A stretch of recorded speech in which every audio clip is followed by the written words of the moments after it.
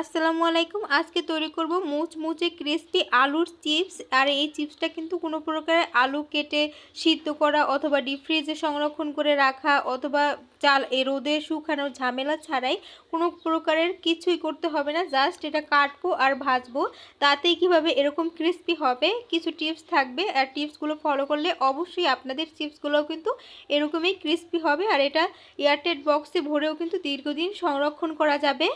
তো এখানে আমি দুইটা আলু নিয়েছি বড় সাইজের। তো আলু দুইটার খোসা ভালোভাবে ছাড়িয়ে নিয়েছি।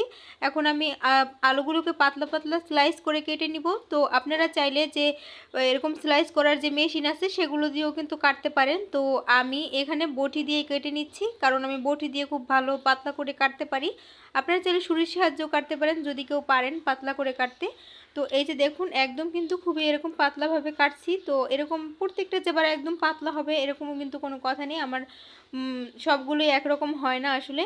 তো এখানে আমি এখন এগুলো এরকমভাবে সবগুলোকে কেটে নিব। আর তার আগে আমি কিছুটা পানি দিয়ে ভিজিয়ে রাখবো। অবশ্যই এটা পানিতে ভিজিয়ে রাখতে হবে। তো কাটবো আর পানিতে ভিজিয়ে রাখবো, সেই জন্য কিছুটা পানি দিয়ে আমি এভাবে করে ভিজিয়ে রাখলাম।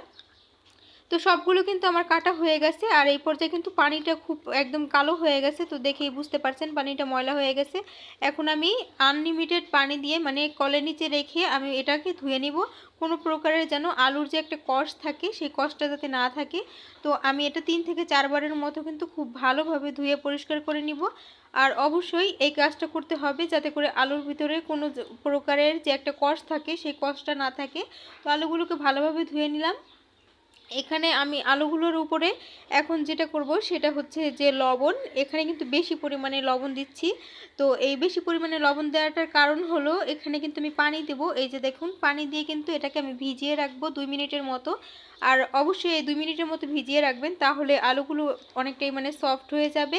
আর এই পানিটা কিন্তু আমরা পরে ফেলে দিব, কিন্তু আলুর ভিতরে তখন আর কি মানে যে লবণটা তখন কিন্তু পারফেক্ট লাগবে। তো এখানে আমি সব আলুগুলোকে 2 মিনিটের মতো ভিজিয়ে রেখেছি। আর এই পর্যায়ে দেখুন আলুটা কিন্তু একদম সফট হয়ে গেছে। তো এখানে আমি পানিগুলোকে ঝরিয়ে নিব।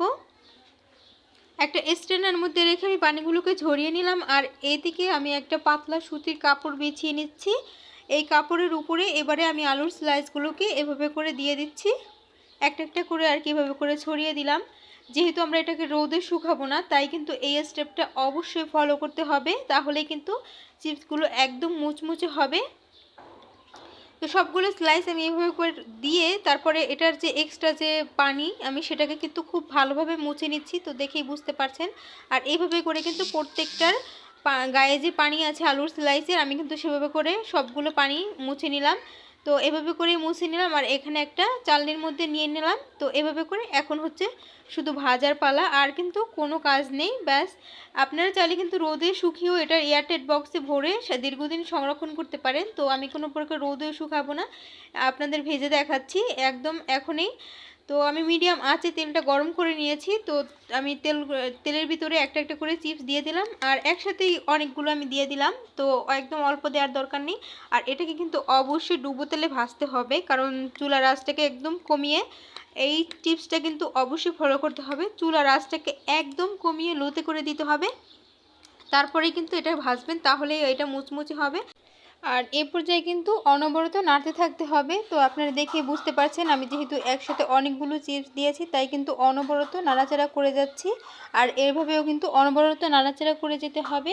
এরকম যে বুদবুদ উঠছে এর মানে কিন্তু প্রত্যেকটা চিপস খুব ভালোভাবে হচ্ছে। তো আমি প্রায় 15 থেকে 20 মিনিটের মতো কিন্তু এই চিপসগুলোকে একদম লো আঁচে ভেজেছি। আর এই পর্যায়ে কিন্তু আমার চিপসগুলো একদম ভাজা হয়ে গেছে। দেখুন এখন কিন্তু কোনো প্রকারের তেলের মধ্যে কোনো বুদবুদ উঠছে না, এর মানে চিপসগুলো খুব সুন্দরভাবে ভাজা হয়ে গেছে। আপনারা চাইলে আরও একটু লাল কালার আনতে পারেন, তো আমি লাল কালার আর আনবো না। এই পর্যায়ে আমি চিপসগুলো সাদা থাকা অবস্থায় তুলে নিব। তো আমি এগুলোকে তুলে নিচ্ছি। তো একটা চিপস একটু আমি ভেঙে দেখাচ্ছি আপনাদের, তাহলে বুঝতে পারবেন যে কতটা মুচমুচে হয়েছে। আর প্রত্যেকটা চিপসে কিন্তু এরকম মুচমুচে হয়েছে।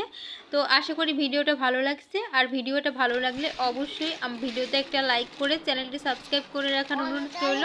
আর এ পর্যন্ত ভিডিওটা দেখার জন্য অসংখ্য ধন্যবাদ। সবাই ভালো থাকবেন। আল্লাহ হাফেজ।